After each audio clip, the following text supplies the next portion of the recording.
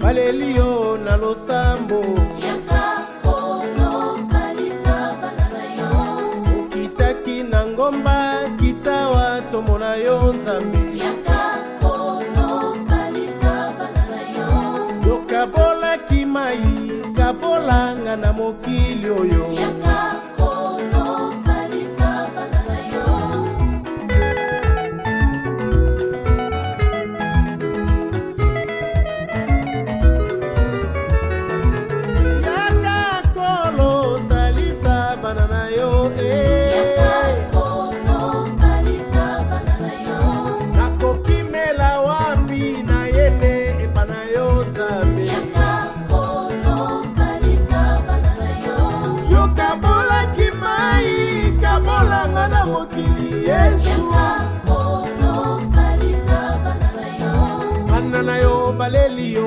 Balelio na losambo banana yo balelio na maina miso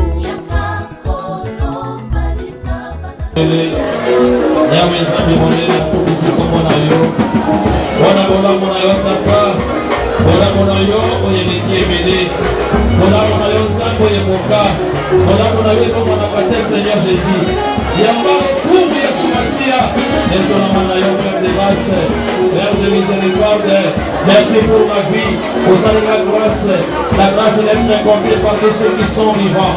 Au Dieu de Nazareth, il y a mon commission, ça m'a libéré, la détournement ça m'a la commission comme on a malgré les conditions pénibles, malgré les conditions difficiles de ce monde, Jésus. Aujourd'hui, la tata, aujourd'hui, la secours, parce que nous avons un véritable bénézé. Nous avons des fauses à mon anaï. Nous avons des peines à Yekama, Seigneur Jésus-Christ.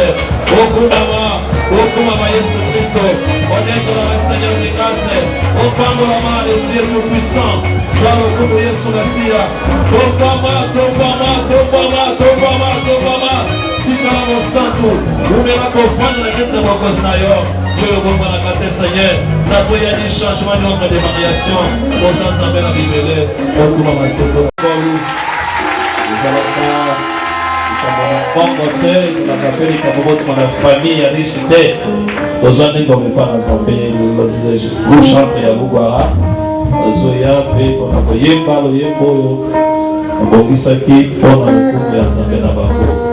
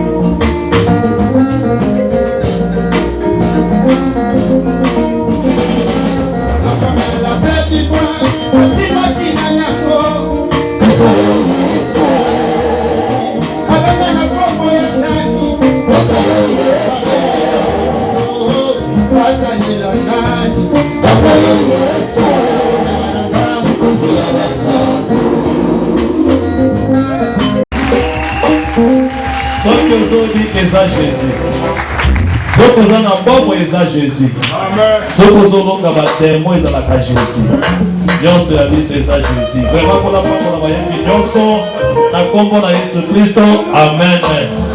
Sikoyo biso nyonso korale général elingi to eleve na balouange na biso nazolendisa te edebike lokola distraction lokola kiliba komibosana te toza na présence ya Nzambe.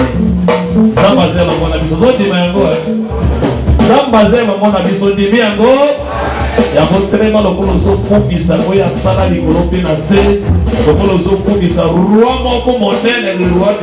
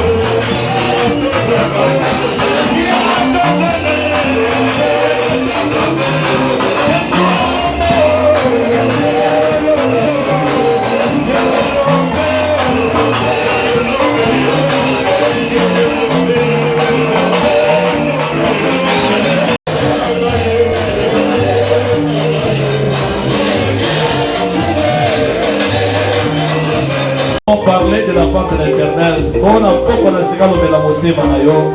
Zambe a inspiré yo, Zambe a redressé yo. Alors à quoi nayo peut être de développer comme on a pas yo. Comme on a connu ce mois-ci. Tout ça, mais l'ensemble nom de Jésus-Christ. Yahweh Zambe na mibele, to dignité. Iloba na yo zali solo. Iloba na yo zabomoi. Iloba na yo ndeko zuya basatu. Kolo na mbuye nyonso. Pour dédier ça au cadre de la bombe pour la rue. Pour recommander pour moi et pour le Seigneur de grâce, nous venons d'inviter Madame Bissot, le Saint-Esprit, ça va opérationnel dans le temps où il y a un bombe pour la rue. Maya Kolobé, où tu as fait la yété, mais on doit le casser. Le royaume Zambé pesa bomo imisika ni wa itaka makini no bana yo. Elo kola molini me kutuya nikakata no likona biso. Le royaume Zambé kuta biso na bele kitoko. Wana mumbote so kita no bana yo Zambé. Kita ni sa les bonnes œuvres kakata na biso. Les fruits de la repentance, Père de grâce. Le colagnon sur la distraction, Seigneur de gloire. Le colagnon sur la communion, Sanakolo. Disposez l'idée, Manabiso. Toyo, Kayo, le colaboyer, Kolimana, Mazo, Kakolo, Naye. Tata Loba, Nata Boyo. Tata Loba. Votre carte na Mosala, Seigneur, notre Dieu. Nous avons disposé pour nous, on est Boyo. La combo, la collée sur Christ. Nous sommes bénis, Pétolobi. Amen. Et là, toujours comme Sakoli. Je crois que comme les gens étant dans un on fait des trésors chakara. Et c'est quand ça va jouer à l'imotion, tant qu'on bien aimant. Nous sommes bêtes à la parole de Dieu. À sa montée, Nabiso, au Sakoli Ensemble, l'église Nabiso locale et la commune qui s'engage. Vous avez disposé pour vous cahier, hein? Ok, ton petit Valoba et pas dans mon Sakoli, à transmettre Nabiso message Ensemble. Nazondima Nzambe asali mokola lelo par hasard te. Soki oza na biloko mona beza ka hasard pa Nzambe, mais yeba Nzambe aza na bato mosusu lokola biso ondimaka te ke pa Nzambe hasard ezalaka. Est-ce que mosantu moko azolanda biso malamu? Ngala azosukisama ke soki Nzambe akorde biso mokola lelo eza kaka po asalela biso bolamu. Voilà pourquoi le bon a un projet abonné. Aujourd'hui, une fois de plus, c'est le mot de gratitude dans Bisso. Tout le monde est bête à Milolo, ma bonne, ma casse, il faut le communailler. Alléluia, Hosanna. Oui.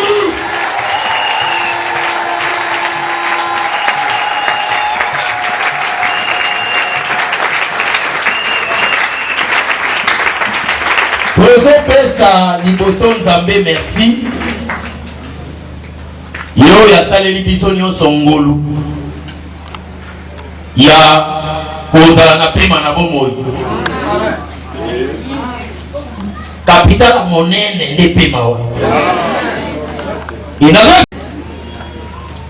otoli Nzambe pe tozongisa matonde epa na basali na Nzambe nyonso okolo atelemisi na mosala ya Nzambe awa na eglise ya basantu ya Lugwala na libanzo malamu bazwaki na kotalaka kokambama na Nzambe esepelisaki Nzambe pe esepelisaki basali na ye pe ponama pe kati ya baye ya koya tokabola liloba ya Nzambe elongo moko na yo naza epa na ngai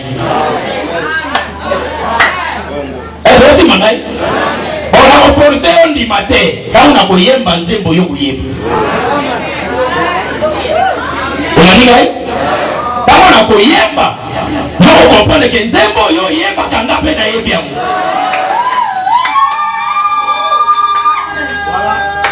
po koyemba ekeseni nazotonda Nzambe po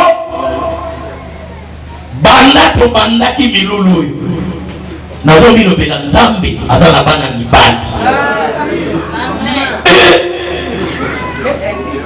nazosolo Nzambe aza na bana mibali yango sakana na banation nyonso keba na Israeli ozona nga sakana na banation nyonso tiola baarme na bango Nzambe avanda ne kimia mais soki omeki Israeli Nzambe avanda kimia te mpona Israeli bilombe bazalaka ntango aloba bilombe nazoyebisa yo frère karatimene te frère boxer te mais nazoloba d'abord bilombe o Nzambe atombola de Prague le ministre de la parole en tout cas banda tobandaki Nzambe azobakisela biso kaka makambo ndimaka mpe bato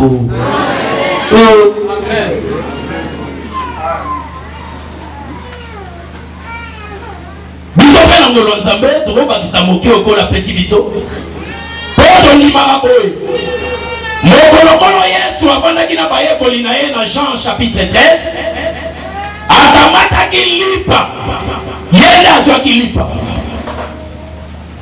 ntango oyo azwi lipa na Matthieu 26 aussi ezali abandi kobuka etenyo ya pesi oyo etenyo ya pesi oyo azalaka na bayekoli 12 ezalaka 12 me moyekoli ata moko te azangaka lipa kaka moko me moto na moto azwi eteni na ye me mawa na eteni ya Judasi bao baleki balakisi eteni na bango nga mpe na mo eteni na ngai na ye tokabola seke moto moko te azwa libombi bapesa Pierre nakabolela baninge ninga babenda makelele angalo bangande visionnaire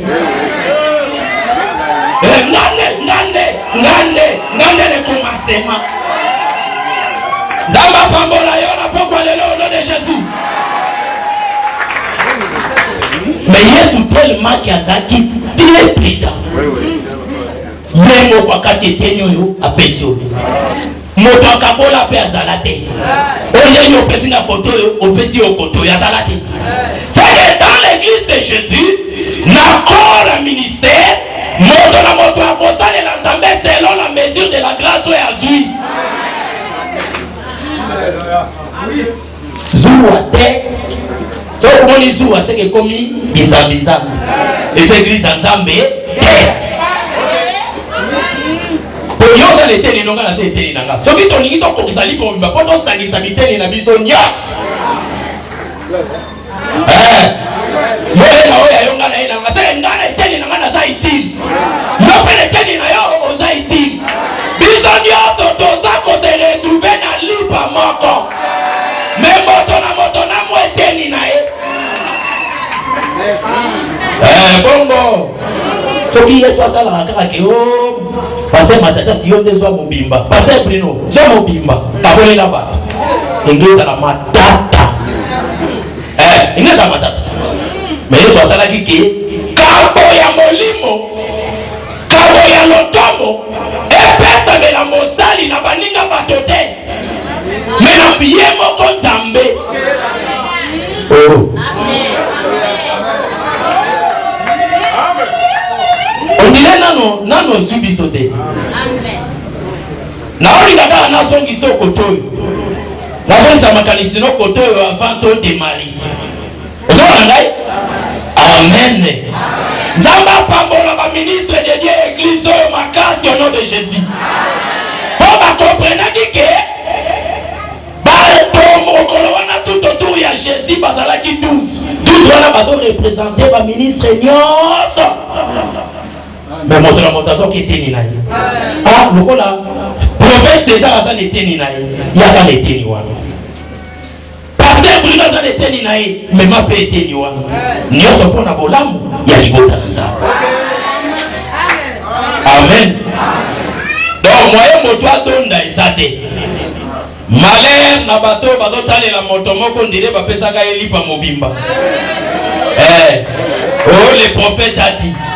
Le prophète a dit, l'église des saints, le prophète a dit, l'église des saints, ainsi parle le Seigneur, Yesu est interprété en vérité, je vous l'ai dit. Bien-aimé, sans la vérité, tu ne seras jamais affranchi. Solo. Tango bataille batele makaba ote yo vérité même ba condamner ma peine na yo c'est pour ton bien. Koina kamote ide. Ono ne yepa utisu wapa ninga kota na makambo wa. Ko batabongo bazaya so moto ote ya ninga kata mote ya toucher du somo de. Mais mote évangile éternel. Évangile éternel et ya ba okabola moto na disu. Amen. Toute les misala no mokonzi.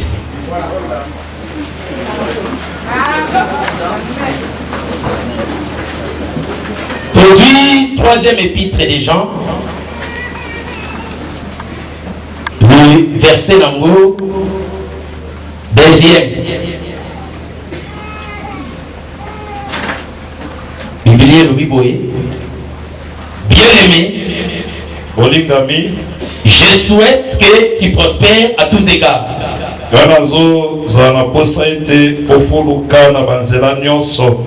Et sois en bonne santé. Pe koza na nzoto kolondono. Comme prospère l'état de ton âme. Lokola pe molimo na yo eko kende liboso. Que le Dieu de gloire et de grâce abasali pamboli peliso sur le nom de Jésus. Exode chapitre 19.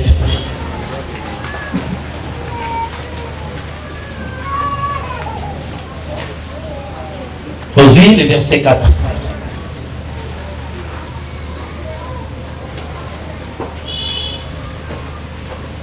On va dire le verset 3 pour la compréhension. Voilà. Moïse montant vers Dieu. Et l'Éternel l'appela du haut de la montagne. Et Yahweh a en disant, tu parleras ainsi à la maison de Jacob. Et tu diras aux enfants d'Israël. Aussi, mon candidat en Zambé, Deutéronome chapitre 29, Totangi, les versets 5. Je t'ai conduit pendant 40 années dans le désert. Tes vêtements ne se sont point usés sur toi. Et ton soulier ne s'est point usé à ton pied.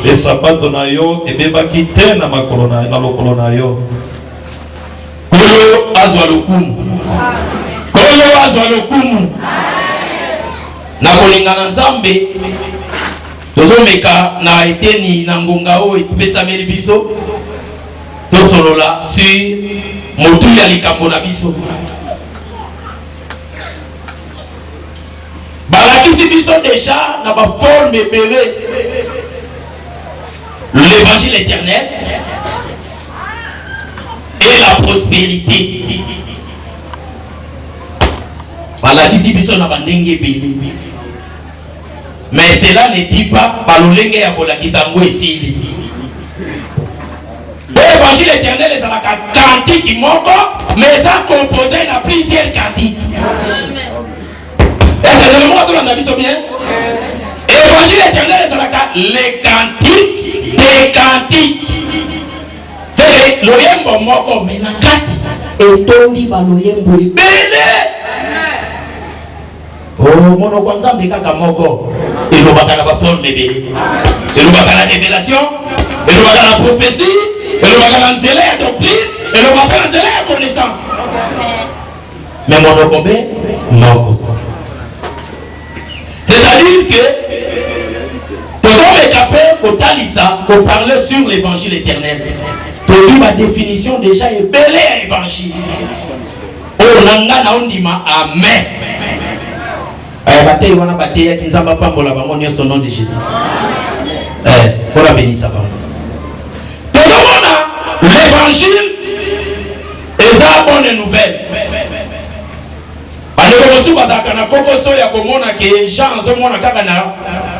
Jean l'un des 12 avant mon Apocalypse chapitre 14 verset 6 vision Zambazo Talisaï un ange qui a volé par les milliers du ciel alors qu'il a un évangile éternel DT1 a annoncé aux habitants de la terre. Il disait d'une voix forte c'est que Sango ange wana zoganga ezaka ya bato wa pembeni te bato musika pe kwa yoka asi soki nazana posa we moto musika yokanga te na kolongola micro na lobi na mongongo ya se to moto musika yoka te soko moni Nzambe na ba scène na ye na ba symbole na ye na ba image na ye alakisi ke ange azoganga na mongongo makasi c'est que liloba wana message wana ezo concerné pe bato ba musika est-ce que la ninga alobi ko banga Nzambe pero pesa ye kembo moko pe ya batoma ametaka pe ko expliquer biso ko faciliter biso ye utalobaki nde lokola passer pour comprendre l'évangile éternel est bien na mokanda nzambe na 1 Pierre 1 Pierre aujourd'hui 1 Pierre chapitre na yango premier dans une litanie verset 15 et verset 16 peut-être sauter pour le verset 23 et non verset 25 l'anda bien. Mais puisque celui qui vous a appelé est saint, kasi oite oya bianga bino azamo santu, puisque celui qui vous a appelé est saint, oite oya bianga bino azali mo santu, soki moto ya benga yo za mo santu te tie malheureux. Puisque celui qui vous a appelé est saint, vous aussi soyez saint dans toute votre conduite. bino pe bozala basantu kati na kotambolaka na bino nyonso. Selon qu'il est écrit, olandisela motindo ekomami, vous serez saint, okozala basantu car je suis saint. oete nazali mo santu. Prenez le verset 23. Puisque vous avez été régénérés, oete bino boyesami ya sika, non par une semence corruptible, eza te na momboto ya kobeba, mais par une semence incorruptible, kasi na momboto oyo ebebaka te, par la parole vivante na nzela ya liloba ya bomoi et permanente de Dieu. mpe oyo ezalaka ntango nyonso tayari ya nzambe. Car oete toute chair est comme l'herbe, mosuni nyonso ezalaka lokola lititi, et toute sa gloire comme la fleur de l'herbe. mpe nkembo ya moto ya mosuni eza lokola ya fololo. L'herbe sèche lititi likauki et la fleur tombe. mpe lititi ekwei, Mais la parole du Seigneur kasi liloba ya nkolo demeure éternellement. ekoumela seko na seko. Et cette parole mpe liloba yango est celle qui vous a été annoncée par l'évangile. ezali oyo esakwelamelaki bino na nzela na sango malamu. Donc awa apôtre Pierre ye aboyi komata likolo mingi aloba namonaki mwa jeluko pumbwa ye azwi biso pena na se po ezalaka mpe conseil nzambe ndenge asala bandekendeko nyonso te nde akendaka kovole na dimension moko so oza nolipata ndeke ya basi ku okendaka likolo makasi te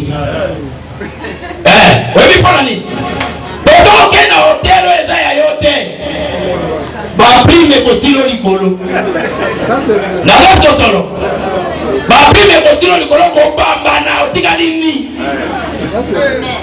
eloko modelo beli mosusu na pete soki mpe eloko eleki nano boyebi na yo kote yango te kote yango te mpo okoyoka nde soni nalobi mabe kono pambolo no le jésus apôtre Pierre azwi maloba lokola mobateli alobi nini alobi ye oyo abengaki bino lokola aza mosantu bino mpe bozala basantu. Mosantu azalaka na mokili te lokuta basantu tozali soki moto aboyi atanga bible basantu toza bakomaka mosantu nsima ya liwa te nulle part bakomaka mosantu nsima ya liwa te. Amen.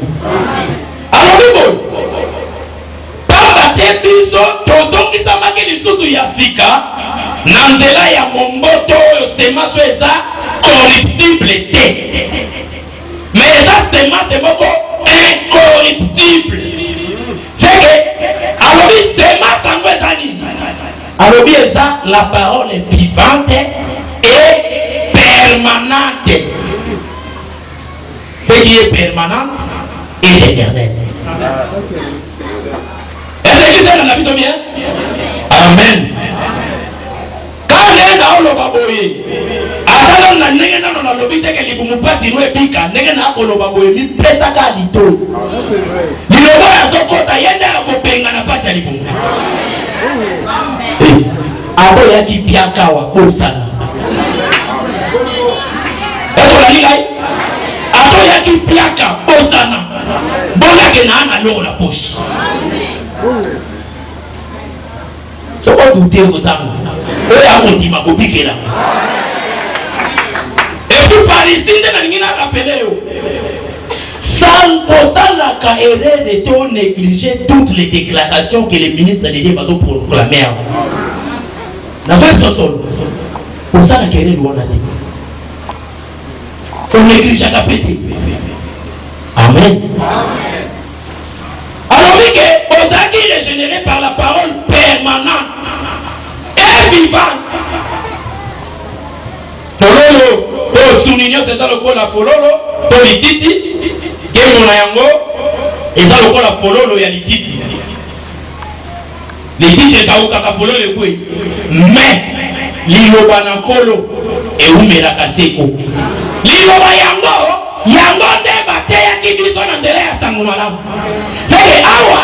L'évangile qu'on nous avait prêché, c'est la parole éternelle, la parole est vivante, la parole est permanente et de Dieu. C'est clair. Si la parole est éternelle, cette parole-là, c'est ça le contenu à l'évangile, l'évangile devient éternel. Amen. Amen. L'évangile devient éternel.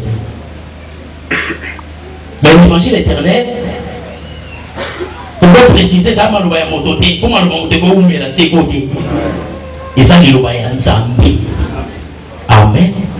Nzambe ye moko. Ameka kotalisa. Yango na maloba ya mosakoli. Esaïe. Dans Esaïe chapitre 45. Nzambe azolo baboy. Ensuite, verset 22.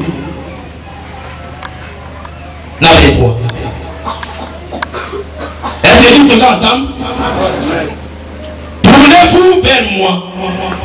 Bo zonga epai na ngai Et vous serez sauvés. ebino bokobika. Tournez-vous vers moi. Obaluka epai na ngai. C'est que mon dos va se bizarre et kotala ngambo mosusu. Oui, oui. Hein? Nous étions errants. Chacun suivait sa propre voie. Et c'est Esaïe Kagate. Tournez-vous vers moi et vous serez sauvés. Obaluka epai na ngai ebino bokobika. Vous tous qui êtes aux extrémités de la terre. Et il n'y en a point d'autre. Pe mosusu atikala kozala te. Je le jure par moi-même. Nalapi ndai na nga moko. La vérité sort de ma bouche. Sembo ebimaka na monoko na ngai. La vérité sort de ma bouche. Solo to sembo ezobima na monoko na ngai. Et ma parole Pe liloba na nga ne sera point révoquée. ekotikala kokwea ata bokolo moko te. Siko nzambo ya peso elaka. Sima wanga nango. Jamais. Et vous allez le matin. Pour eux, du matin, mon honneur, bien, continue à la cause, jamais évoqué. Oh, yo, ça béni, yo, ça n'a pas la ça béni, corona, yo. Ata kutu e kota, tomo e tana, mbula e noka, moye bimatote, e la kaya nzambe, eko peo la te, eko pe, sabilaka na ye, zoto la bemo ila yo.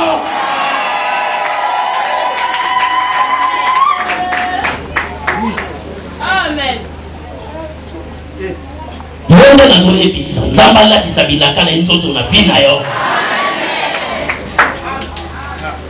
Et tout est là que girera par moi. E ndemo nyonso ekolapa ndai na nzela na ngai. Nazo ko informer yo. Soki maladie azalaka na genou. Lelo aufuka.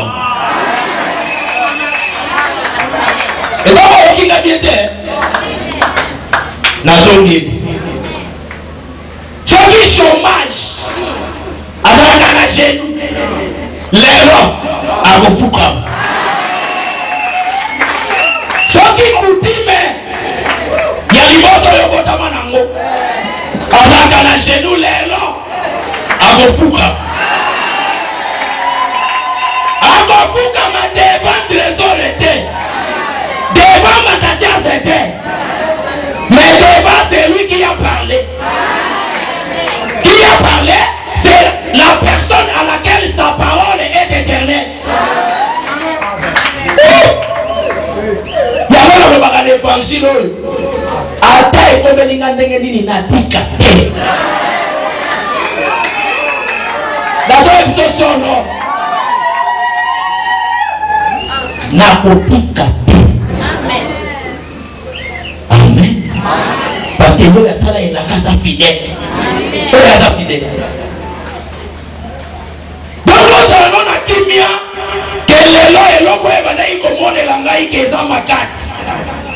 Que vous faire souffrir, et vous bloquer, et vous retenir. Et donc, on est là, nous allons à Motomoko. Et là, on va aller Moko. Et là, on va aller Moko. Comment on est David? Amen. Comment on est David? Yoga. Israël a dans Bitumbana. 1 Samuel chapitre 17. Ngambo ya Philistin eza na géant moko. Géant wana comme le Goliath. Oyebi lisolo wana bien. Mais j'attends biso malamu. Tout personne est là pour la monde pour ça m'a pété. Évangile éternel de ça cantique des cantiques. L'essentiel lié soit pour mes amis. Njoto te. Tamoyo, bale tumba. Bato nyoso bakenda liboso ya David. Ata na mboka kuna bazanga makasi mais na champ de bataille bakoka te. Goliath azobima tombo pourquoi pendant 40 jours. C'est la bima 80 fois. Yango David alobaka bilombe bakomisaka 80.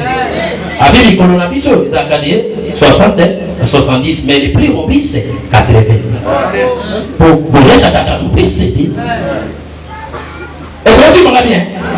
Malgré azaka robuste, moto côté levé la Goliath azaki.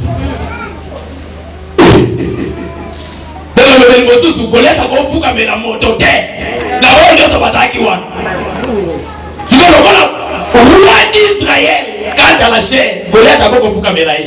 Goliath akofuka mela le véritable roi d'Israël. Bible lobi Isaïe dit David quel est dans kei a suivi d'information. Asa penza na lisolo wana makasi temelande loko tounga kotali soki ezana lombe moko oyo defaye pa difficulté na biso kwikweya Bible lobiki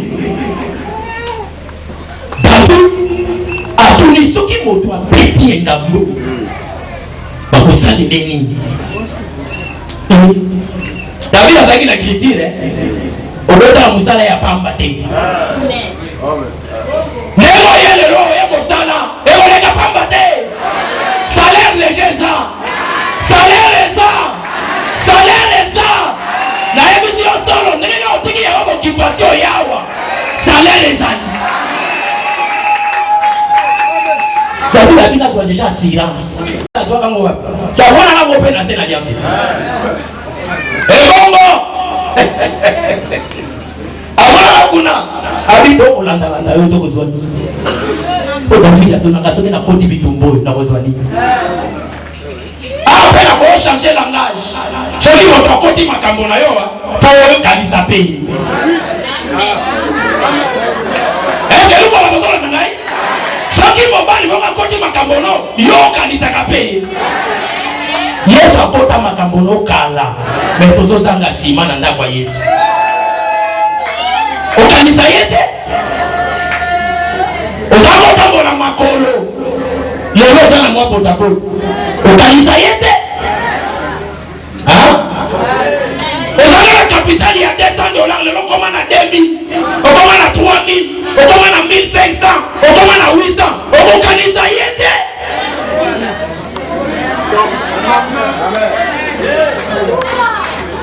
Utei mabe soki ata mokete. C'est-à-dire que soki moto asungi yo kozala kola frère à Moïse te. Oh Moïse a peut-être ko beta délivrer mais jour là ko sala justice abi na na chomo konji. Kozala lolenge wana te. Amen. Nzamba tombo na kabato bazala reconnaissant. Amen. Mais yoga David alobi bakopesa ye nini moto ya kobeta tipo yo. Bayebisi yo yebite ko anaki moto ya kosala boye ke ndako tatane ko sikola ko so libanga na ndako mokonzi. David alobi salaire ngo eza pena malamu, salaire ngo eza bien. Na to ko informer ba frère na ba sœur nyonso yo tango zana mikakatano olukaka batei papa makambo na ngezo bonga te papa ko tata losambo papa zo sala jeune yo na sando zolia bazali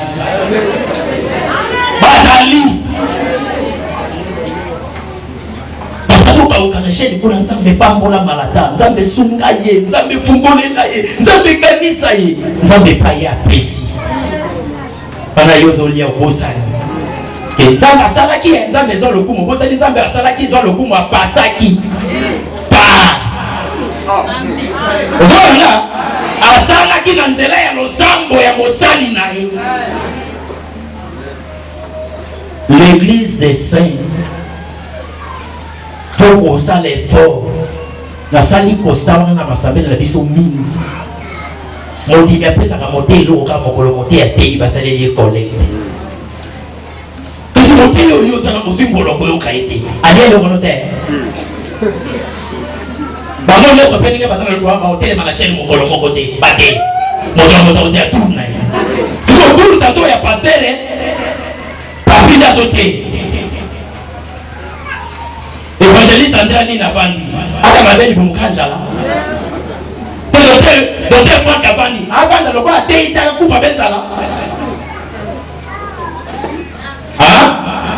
seleki naloba nini opesa na biso topesaka ata basali ezalaka occasion ya collecte te eza doctrine te keko opesa koteya eloko alia kozela mokolo ya koteya bata moteli atokitunga pala mitatiyaka ata 20 000 tatiya kasi nzambe asali ngolo azwaka ndenge ya koteya te akokolia yo te moteya ata atei te me na losambo nde asambelaka mpo na yo po mosala ya moteya eza kaka koteya liloba pamba te eza na misala ebele oyo ezokoakompane mosala ya koteya yasekisi ebanda biso bien tozonga liso ya David ntango barasile David alobi salaire eza bien nakobunda boyimange pardon bake na ye pardon yoka rotali alobi oyo eza jeune David na miso ya bonzambo atala alobi oyo ebinga te oyo ebinga te abiwa ntango nazalaka na ndako ya tata nazala kobongola bibwede soki mwaye koatake otonga nanga tokulusa ye na bandaki soki akangi pate na kolanda ye nakangi nafungoli ye na nomono nalongoli pate. Quelle explication? Pourquoi vous avez David? Yo ngo waka wanda pyazo tala yo, oko fungole monoko, oko bibisa mwana pate. Ari pena sima. Suka sali erika takenga. Samo panga nao panza e wana. Wana ni makamo mosali na sana kata pasana ndako tata. Mosute oyo ngana kobeta ye. Saul atali alobi na mona makambo ata na za roi mais oyo ya jalo nanu te bakuluka David balobitika bukalamusi mwana ozaleki bino to ya vao yena beponza matombo na yo ezali kambo ya ordre d'arriver na lingomba te eza benzamba salongo na basala na lungolo moto ya ponami amen awa ndesi koyo bandeko bisa batei men ochana na maboko moni quand même frère wana umelie mais grâce ezate ata umeli ndio gani kama umeli abandaka na banani umutilie tu utamutilia soki liyo yako kima soki urusa yako kima waza na bagage te remarquez Bible David a eu se présenter devant Goliath.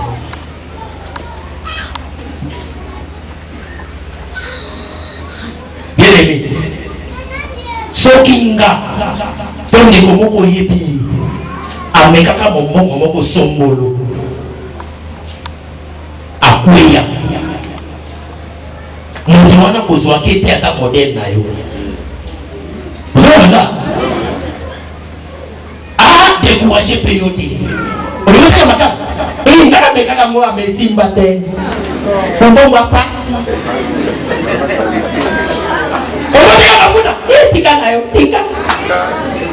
Moi pas décourager ôté. Pour David et Saoul avec un web c'est à la mana Bouddha na biloko. David avec un moto na style na ye. Moto na style na ye. Soki yo eshuwaki yo zangate soki yo eshuwaki lelo yo nde kolesi po mobali oyo tozo présente yo kondima ye aza nde elombe ya solo nazobituna motuna mpona nini Davidi ntango aza na ndako ya tata aboma nzoko te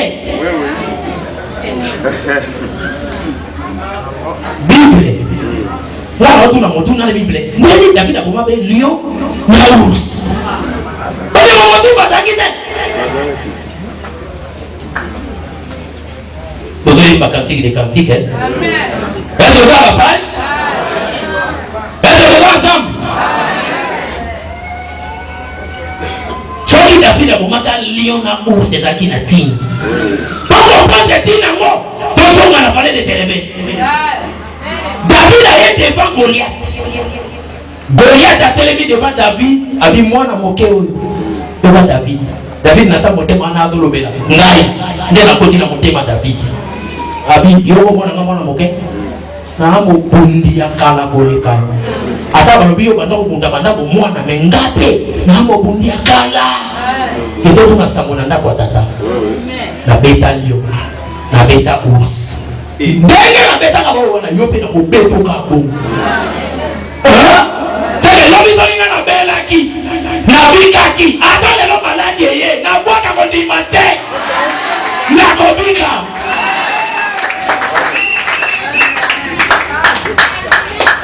Aobi na beta. So dans 1 Samuel chapitre 17 à partir du verset 5 au Kitabalobi, Goliath est porté les mains devant David. Armure ya Goliath est composée de deux choses. Et rien à faire. Bon, la Bible le dit. Armure ya Goliath est composée de deux choses. Nous allons dire et rien n'a fait. Motako na libende. Ah. Aujourd'hui, 1 Samuel, chapitre 17, dans le verset 5. Si sa tête était un casque de rein,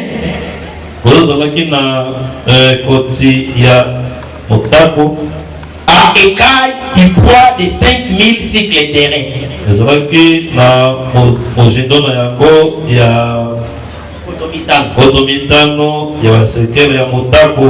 Il avait aux jambes une armure de rein. Et un javelot de rein. Bezalaki na likonga ya motako. Entre les épaules. Nakati na mapeka na ye. Les bois des alliances étaient comme une enveloppe du tisserand. Nzete ya likonga ezalaki lokola ndako ya ndeko ya tongaka bandako na ye. Et la lance pesait 600 cycles de fer. Et likonga ezalaki na kilo ya kama motoba ya libende. Donc Goliath est dans notre télé maboule. À Mirnaï, il y a les fers, il y a aussi les reins. Nzambe poni asala kite zalata poso ngubu. Parce que nzambe soka zo tonga lite na ye moto akota kate. Face à l'ongolo à la bisa. Parfois les gens qu'on connaître que soki David a bomaka ou sina liona na kwa tata ezala ki azarete. Obo sepela. Obo sepela. Na jije ote osepela wana zo zelobi bitu kanite pour comprendre makambo yo bien faut na Daniel chapitre na yango te na Daniel chapitre 2 mokonzi aloti ndoto na ya loti eke koona telemaki statut Motu ezalaki ya wolo. Balobi maboko na tolo ezalaki ya argent. Boboke. Libumu na mipende ezalaki ya eren. Mes jambes fait.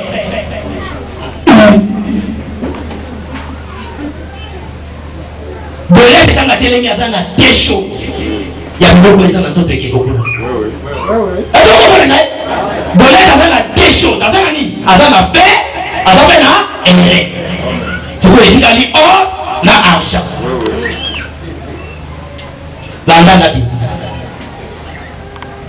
Tango babeki Daniel a interprété d'autres. A interprété et l'autre mokonzi ya monaki. Daniel a lobi boy. Oh roi, qui est la tête d'or? C'est que la tête d'or, c'est Nebuchadnezzar. On va représenter Empire Nae Mobimba. Il y a Babylone. Vous avez là. Mais Nebuchadnezzar va représenter Empire. Il y a Babylone. Le bon la tête d'or. Ce qui est dans Daniel chapitre 7. Balongo lié tête d'or va présenter dans les lions. Est-ce que vous êtes ensemble? Nebuchadnezzar na Daniel était babia sa tête d'or. Empire, il y a Babylonie. Mais na Daniel 7, balobi ça des nyama, nani? Lion. C'est que Nebuchadnezzar va représenter Empire, il y a Babylone. Empire, la Babylone, il s'appelle Lion. Ok, David a bête à Lion. Hein? Balobi va conduire les Olanda.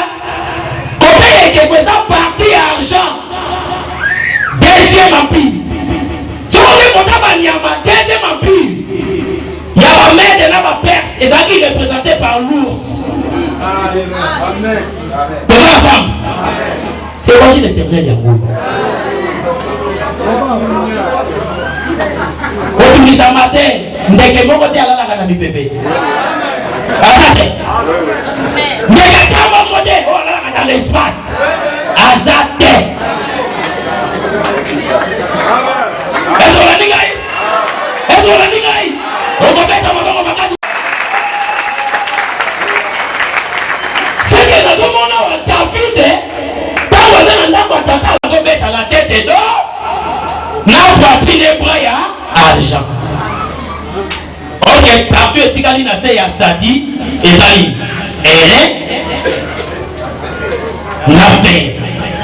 Voilà pourquoi. Quand David a son compte à la valette de l'ébène, Goliath a collat à l'issue du bureau qu'on a mis en sauté. Voilà la gamme mi ballon et tigani. Pourquoi mi ballon déjà David a bête à Yango? C'est que David a sa moto et après ça les empires terrestres.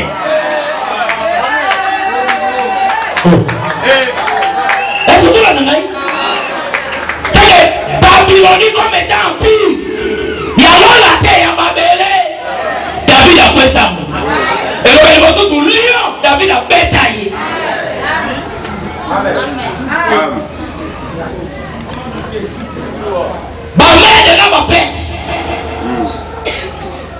Nanga. Na côté que quoi ça argent. Mais côté banyamaza ours. David a bétail. Alors beta va comprendre ni. Quand il prend sécuriser ton gars. La dame vient, la dame vient, la dame vient. La dame vient. Bible lobby. Quand David a télé à bien en béton. C'est que tu dois comprendre ni. C'est aujourd'hui lion, na ours. Oh David a bétaka. C'est qu'à bétaki la tête est d'or, la poitrine et bois d'argent. Si vous avez rien à faire de tikaraka. D'ailleurs, beaucoup de la langue n'a pas de télé. Voilà pourquoi. Et l'homme wana ezalaki nde lisa kolimonene. Na kotémoigner que tango David akobimaka na ndako ya tata, akoyaka na vallée de Télémètre, akokuta ere na fere nde ezodomine. Nzoka ere ezalaki bokonzi ya bagrek. Amen. Fer ezalaki bokonzi ya banome. Véritable David ntango ayaki akutaki banani baorelie, akuta banani baorelie, akuta banani mais banome bango côté. Domination ya bagrek esilaka nano te. C'est que David mokita na molete na bete eza kolobela ndenge nini Yesu Kristo ayaki na mokili. Wakuta influence à 2 empires. Oh, faut akwesa pe yango. Lelo mosekelo ye bazali na vampiri nyonso yo. Besatana nde azokuashiri makasi. Panyokola Israelo ya zali bota ya nzambe. Yango lelo soki bondoki bonganga eza vampire. Lelo David ya solo kombo na ye Yesu Kristo.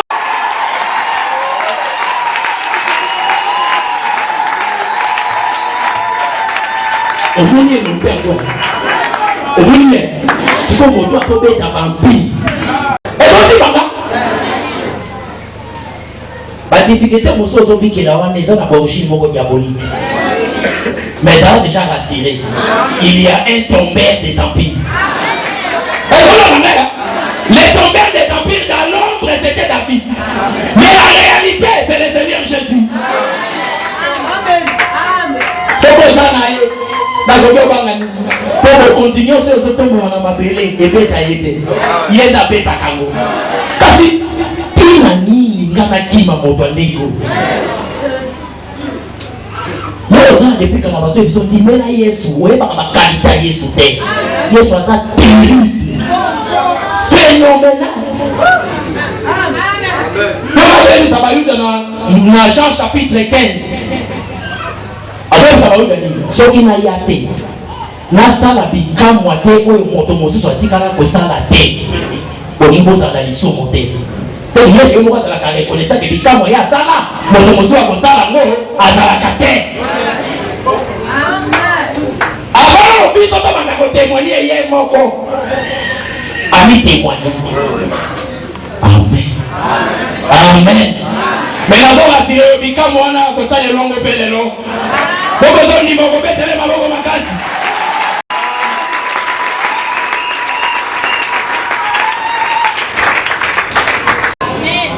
Nano mana oyo nzamba yebisaki Moïse soit Omer moko bon consacré bobomba et pour la terre combien de fois évangile éternel et tchacha kate ata totika nango mokolo na kolo to boya ah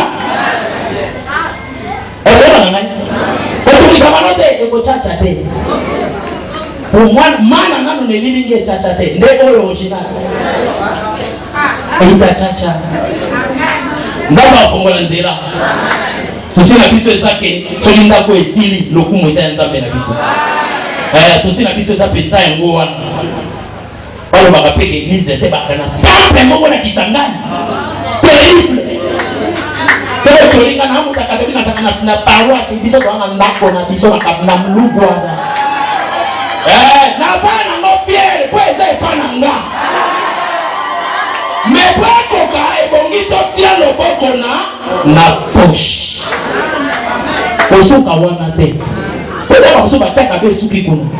Ozui o eza kuna. Obimisi. Amen. Amen. Obimisi ya mopesi. Tosomba sima, tosomba brique, tosomba babiloko ndako yesinga. Ndako eza défi. Soko zoyeba te. Ndako eza défi. Baba sosolo. Obana wa Israël, babandi kotonga totala soki bakosilisi. Bayebi te tozana David.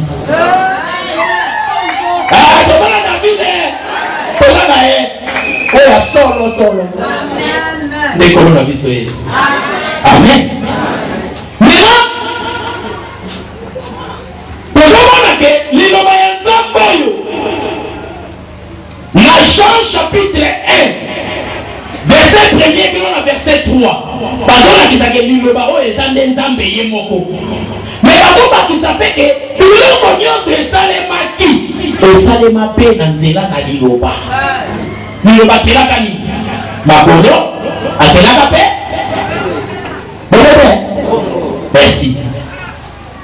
C'est ntango nazokomprendre eboye seke nazososolaka évangile éternel ntango Nzambe atambolaka na bato marche ezalaka ya deux aspects.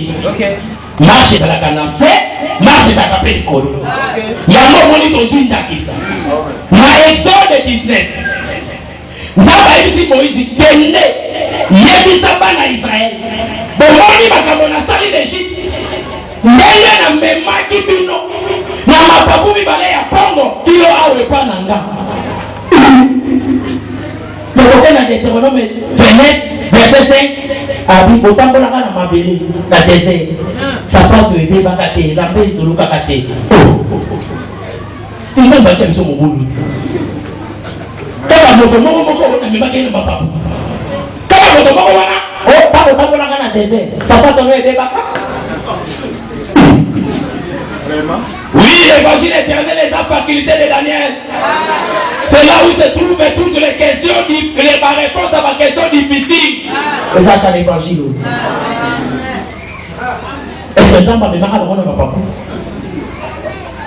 Oui. Pour akosa kate. Mais faut oyeba amema bango quand amemaki bango aswaka bango. Aswaka bango wapi? Ezalinga bongo esengo. Pour Nzambe akosa kate. Amemaka bango. Deutéronome chapitre 32. La vie d'Italie à partir verset 9. L'anda qui sont bien. Pour sa course n'attend. Car la portion de l'Éternel c'est son peuple. Jacob est la part de son héritage. Il est là trouvé dans une contrée déserte. Dans une solitude aux effroyables hurlements.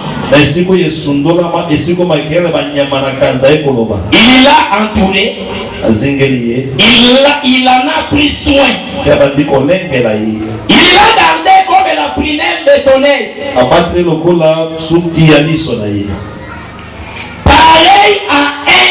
Pareil à l'aigle qui éveille sa couvée. Fait monter sur les hauteurs.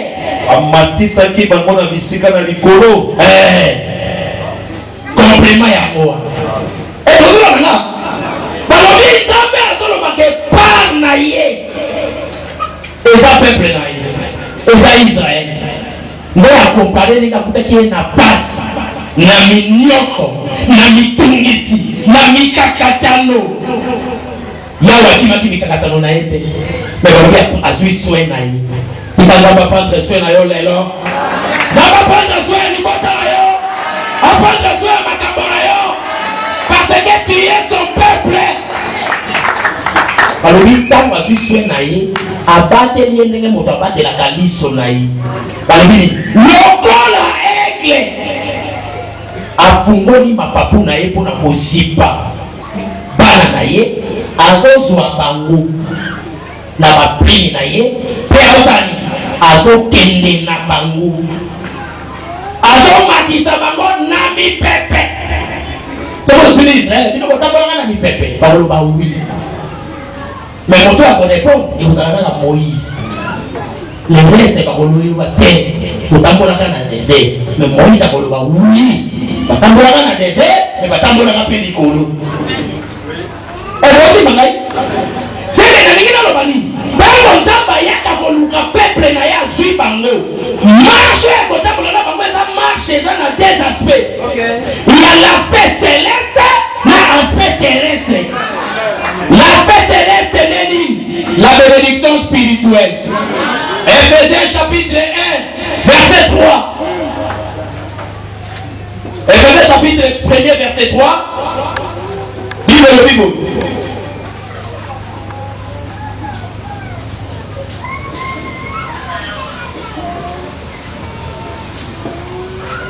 Béni soit le Dieu et Père de notre Seigneur Jésus-Christ. Il nous a bénis de toutes les bénédictions spirituelles dans les lieux célestes en Christ. Amen. C'est que la marche céleste est dans la bénédiction spirituelle.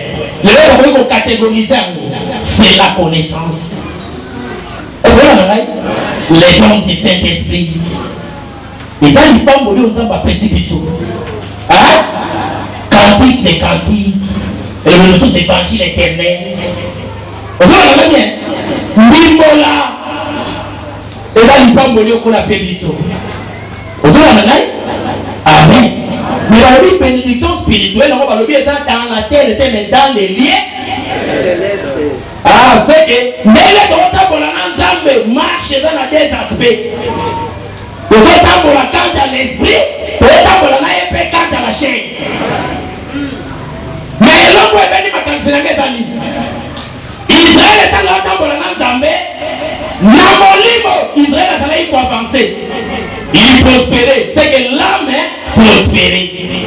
Mais Israël est en train de monter. Namabele, Azaraï va conquérir le royaume.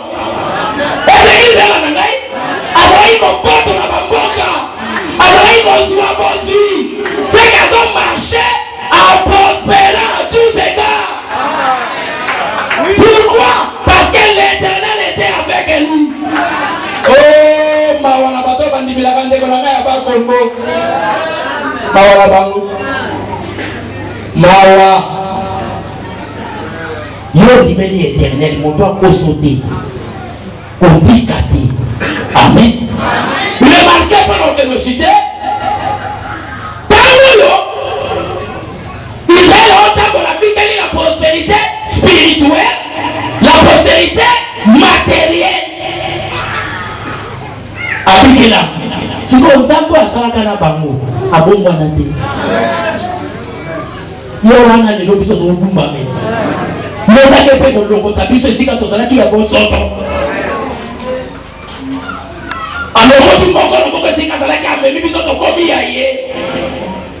Ce qui a salé la caille Israël, le bon la humanité a salé la pépiso.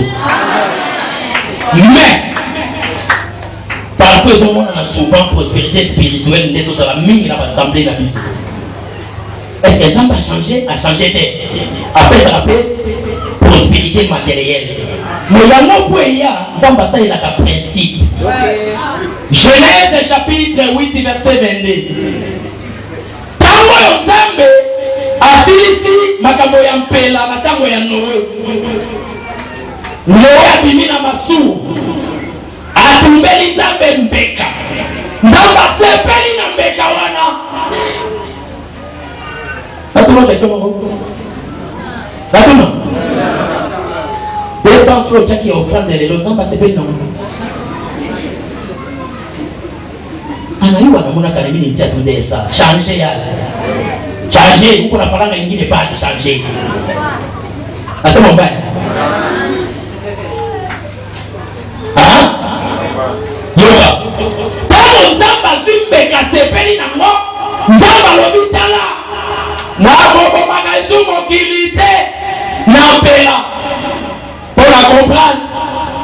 makanisi moto na motema ne zambe mabe tiko yoka verset 22 nzamba yo kolobelo ko moke sepeli singa makasi ayo tant que la terre subsistera na tango nyonso oyo mokili ekozala kaka koumela le semaille et la moisson bato esengeli kokona biloko mpe kolongola mbuma le bois et la chaleur malili na molunge l'été et l'hiver malili molunge makasi na malili makasi molunge makasi mpe na tango na malili le jour et la nuit kolo mpe butu ne cesseront point ekosila mpe te c'est-à-dire nzambe azalaki na prudence moko mpo nowe asazambe te lokosi na bimi na ngai na masuwa na okata esupilaka te bile euta likolo ekokwe na kolia yaani nzambe akomi mokili batiki kaka ngati nzambe akoyaki yango alobi osilo ta mabelo ekozalaka kobuka na kolona ekosilaka te amen bongo te bongo te yango batebele baza koeshue na vie awa ndenge toza oza na connaissance moza koeshue na mombango pourquoi yo renversa principe oluka kobuka avant ke olona nzambe ye moko alobi laissez-moi avant la moisson il faut d'abord laissez-moi kolona na ino kobuka yaka besima amen soki obani kobuka otia liboso okobuka kasi nini yo olonaki te voilà pourquoi nazo koencourage yo kobakisela oyo deja banganga nzambe balobeli biso bien aimé dimanche mosala oyo ekosalema ozobana ngai bandaka kolobaki mpo nasala eloko moko ezala spécial amen tala ntango ozalaka na eloko nzambe azosonga opesi ye te nzambe ozala 10 000 mpe 500 francs atombi kope moko boye $200 eza na poche yao yo franc ezalaka 500 francs bien aimé nzambe ozala opesi me nzambe amoni obangi ye te bazo ezosolo yo oyo oza na opreparaki 500 francs me oza na possibilité ndenge oza na ya kopesa plus ya 500 francs oyesa motemekenze te ntango autia pano ofranda awa tia yesa nzambe natia mpo nayokaki yo olobi naloni natikali kozela sikoyo nabuka soki obuki te banimero ya telefone na ngai eza naza mpe nakisa ngai ozomona ngai ya kotuna me nazorasire yo nzambe oyo akosaka te amen amen akosaka jamais nasukisi yao nzambe ayebisi Israel na mokanda ya Malachi chapitre 3 alobi tala uta tango batata na bino na batela verset 7 kino na verset 10 bino bozokosaka ngai na losambo natuni nzambe batata mpe bakosaka ye oui batata baso bakosaka ye nayebiosolo namoni tata moko boye Jacob asambeli oyo kuna na oke so opambolinga nayo opesa odini mesika apesa dini ngana namoni te ngana namoni te namoni ka Abraham apesa atata Isaki mpe aza tata apesa koteni nayebi te Jacob ekuta alaka nakolaka na Genèse 28 alaka metango bapambolaki ya songa oza na esika oyo apresentaki dini etini na ngai yango nzambe akosaka te soki azoba depuis le temps de vos pères oyo okosaka na makambo ya badini nzambe azalaki na raison nalobi te ke Jacob abonzela nzambe eloko te azalaka kobonza mais par rapport na promesse asalaka ke nazokende soko pambolinga na kopesa dini ya biloko okopianga kuna metango azonga esika baprécise biso tanataka akomaki ya dini yango oyo baprécise te yango nzambe azoreklame aki bozokosanga depuis batata tozozonani badini na bofrande ntango ozalaka na mbongo tozoya kotia ofrande ayo ovandi okosaka batei te Nous avons l'interprétation exacte des Écritures. Je précise, exact. Mais la carte, il y a multiplicité. Vous avez là? Amen. Les commis m'ont comme aboli pour l'amour boy. La même chose que ce qui s'en tango yo osala kana bozwi na yo ozokoyaka kosalela nzambe na bozwi wana ozobengaka nde malédiction na banzi na rapele kaka yo po eza makambo osi batero yao amen na rapele donc bisongisa ozala bezo koma na mbongo ebele principe eza lona nano okobuka nsima bato ebele lelo ozomona basali kombo na vie na ville na mangobo oyebi te babandaka ndenge nini meme na ministère pokasi papa na biso paster bruno bandaki koteya na koti tano wana ezanga bongo te kote yesima lelo na batomboli yo elobilobi awa oluki bokokana soki avandi azokuka eza po alonaka yo mpe soko ye lelo bandana lokolona amen amen bandana lokolona kolobaka te nzambe sinapesi yo mingi tinapesi mingi jour wana napeka napesaka nzambe tazotanga azomona opesi nano mingi te lona na yo potanga ozolona epa nzambe ozobombisa na banki amen mokolo oyo abandaka kobimisa ekobandaka kokamwisa yo. C'est-à-dire, prospérité est dans la carte de l'évangile éternel. Pour mon papi qui est là, mon malade, mingi na bo pète, foyer ba yesu lokola kolo, mokonzi, mosikoli, pe mo biki fina ye. Et le béni mosu pose à la mwana ya nzambe. Amen. Pose à mwana nzambe.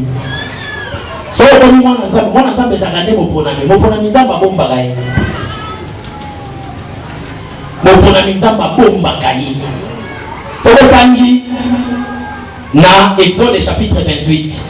Nzamba yebisi Moïse bosala pectoral à jugement. Nenge bokotonga ngo. Okosala liboso mabanga mibale ya onyx okotia bakombo 6 na ngambo moko 6 na libanga mosusu.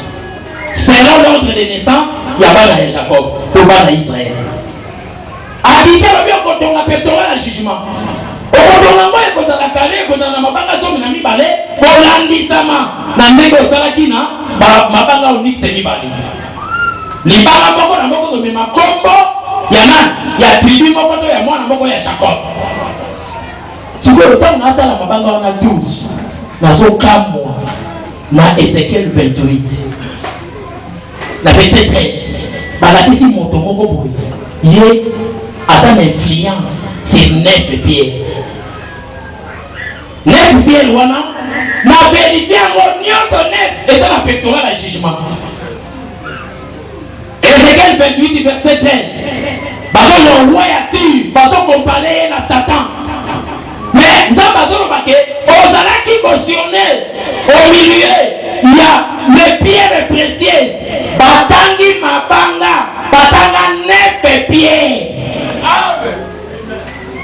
Na kati ya 9 wana tous les 9 eza na kati ya pectoral de jugement. C'est que le lobeli mosusu mabanga misato bapesa Satan na te.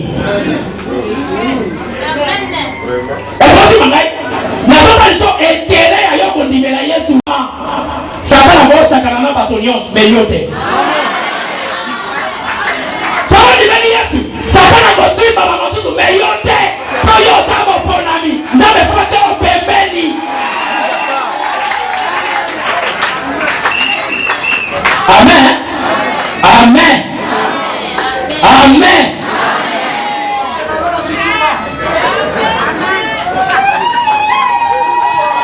Yoka, donc sisa mon ami ceci.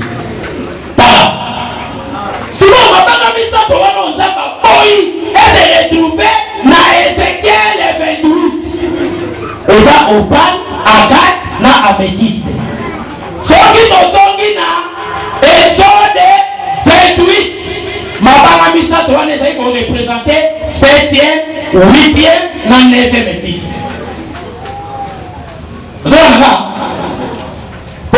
bien autant la Genèse chapitre 29, la Genèse chapitre 30. Amen. Et Amen. Et dans ma barre, maison représentée bateau. Amen. Au parle, les ont représenté garde. Donc la garde mon colo. Mais à côté, il y a qui dit quel bonheur. Ah, c'est que je comprends. Attends, il y a Bouddhisinga, mais bonheur n'a pas à beaucoup de la terre. Amen. Encore, ils ont représenté Azé. Quand la voix qui Azé à l'obéli. Oh, Nazapi heureuse. Et c'est moi, Zakana Bomengo. Ah, c'est comme ça que Satan a encore touché. Mais c'est mon aïe. Mon bon ami Yanzambe, Satan a encore touché. L'imam Elanda qui est qui a métissé. Ils ont représenté Zaki na Kombo ya Isaka. Ok, dans la boîte qui Isaka na l'obagili. Et bon salaire. C'est que l'ifouta na yo. Satan a combattu la yangote.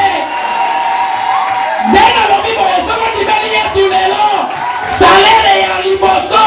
Bomo ya seko. A combattu la yo jamais. C'est que dibeli yesu lelo. Lipamboli na yo. Mbongo. Mosala. Mituka. Ala makambo na yo. Donc, alors ça, pour la pandolayo. Attends, Israël Bobimba, Apoli Lévi, Lévi a dit chiffre 3. Lévi y'a pas coupé, ma kata éviter les misato, ma bota bébé la miba les misato. Amen. Amen. C'est que son côté mon bon ami, Domengo na yo, bando qui a les familles va toucher les autres sur terre. Salaire na yo, moto combattre na yo. Azalité. Esengo na yo, Nzambe ndako batela yango. Nani azondi mabongo? Ozo betele mabongo makasi bedi kelebele. Oui. Oui. Yeso bana bomoy. Dama pambola yo monsieur docteur. Kola pambola yo.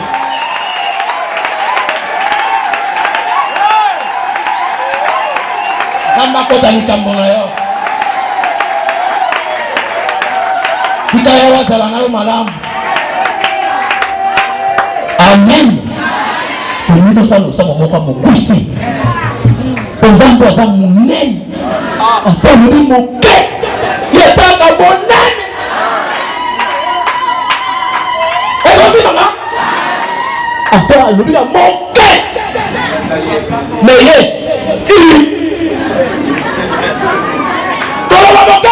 Rien n'est élevé. C'est la foi. Et donc, mon cœur me jette à mon ennemi.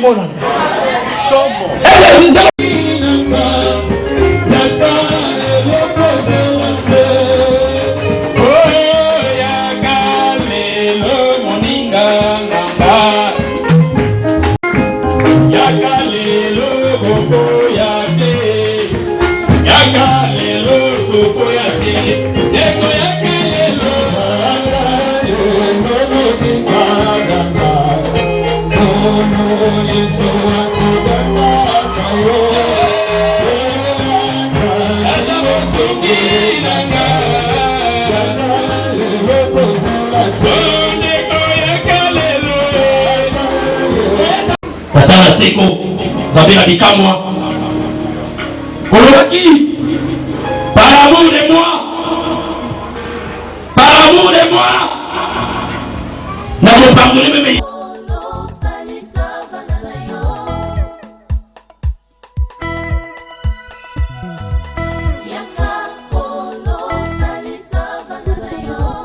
Yaka kolo salisa banana yo Nzambe.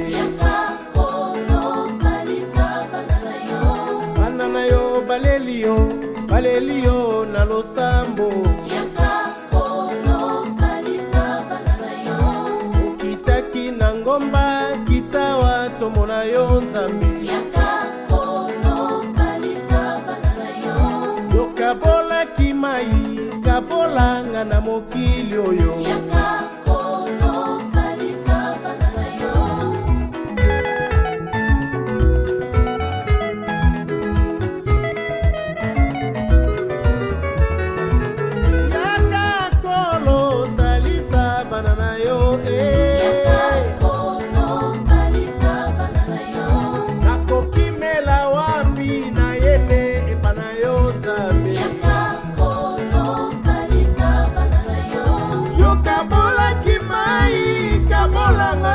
mokili Yesu